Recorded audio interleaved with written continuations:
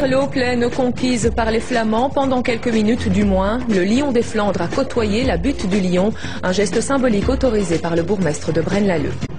Bonsoir, le Lion des Flandres a sorti les griffes aujourd'hui. 300 militants du Voorpost, le groupuscule extrémiste flamand, ont manifesté dans les rues de Rhodes-Saint-Genèse.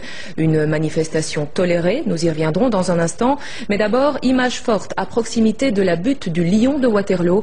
Là, les manifestants ont voulu faire passer leurs idées de façon musclée. Nicolas Gillard. Les sympathisants du Voorpost adorent le hors-piste. 300 membres du groupuscule d'extrême droite l'ont pratiqué cet après-midi à Waterloo. Sortis de leur car, ils déboulent sur le site du Lion. Leur objectif est double, passer le cordon de sécurité puis grimper en haut de la butte. Les nationalistes flamands savent qu'ils n'ont rien à faire ici. Tout rassemblement leur a été refusé à cet endroit. Alors ils provoquent, ils harcèlent, mais la nervosité ambiante pousse les autorités locales à lâcher du lest. Le président du Voorpost et des parlementaires Vlaams Belang obtiennent un laissez-passer. C'est pas un geste politique, c'est plutôt un geste de sécurité à l'égard des personnes qui fréquentent le site. La très emblématique Marie-Rose Morel, flanquée de son arrière-garde, va alors tenter le tout pour le tout. Tout pour planter son lion flamand le plus près du lion sur sa butte.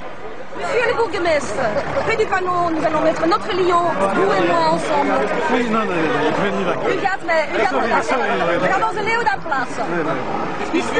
Est-ce que c'est votre lion? Est-ce que c'est vraiment votre lion qui est ici?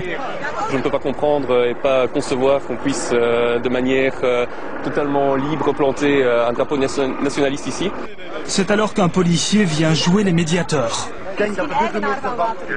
Je pense que le bourgmestre de Braine et de Lannes vous ont donné l'autorisation pour venir jusqu'ici.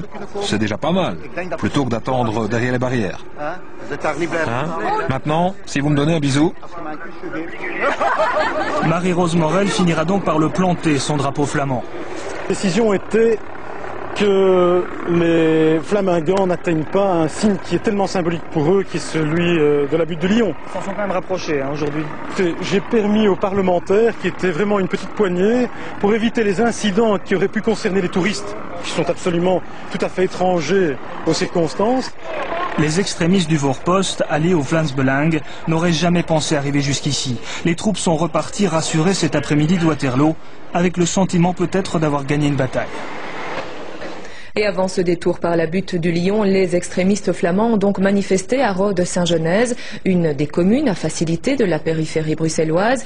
Ils exigent justement la suppression de ces facilités et la scission immédiate de l'arrondissement de BHV. Dominique Dussin. De vraiment local, il n'y avait pas grand monde ce matin pour manifester à Rhodes-Saint-Genèse. C'est de Flandre que sont venus les manifestants, une manifestation dont la commune se serait bien passée. La Chambre flamande du Conseil d'État m'a empêché d'interdire la manifestation et ce ne sont pas des Rhodiens qui manifestent, ce sont des gens qui viennent de toute la Flandre en bus. De 300 à 350 manifestants étaient présents, un groupe hétéroclite, mariant les crânes rasés aux personnes plus âgées. La direction du Vlaams Belang était également présente, visiblement ravie d'être là. Les consignes sont de se montrer accueillants avec les journalistes, et c'est d'ailleurs en français que les meneurs n'hésitent pas à nous exposer leurs revendications. On demande l'indépendance avec l'intégrité de la Flandre, parce qu'ici on est dans une région de la Flandre qui est en danger d'être francisée. Loin de ce discours calme, c'est au cri de Belribast, crève Belgique, Franz Ratten, rat francophone et Wals criminel, criminel wallon, que s'est promené le petit cortège extrémiste. Les œufs volent bas contre quelques habitants qui osent ne pas approuver leur présence. Et le vrai visage du Voorpost réapparaît lorsqu'ils s'en prennent à notre voiture et à notre camion satellite, qui subissent des jets d'œufs et de fumigènes, qui sont maculés d'autocollants et dont on tente de dégonfler les pneus. Nous serons dans l'impossibilité de travailler pour le journal de 13h. En guise de conclusion à la partie rhodoise de la manifestation, les membres du Voorpost ont brûlé le drapeau belge. Mais c'est un présage ou non, les extrémistes ont eu bien du mal à mettre le feu au drapeau national. Les trois couleurs ont fait de la résistance ce matin.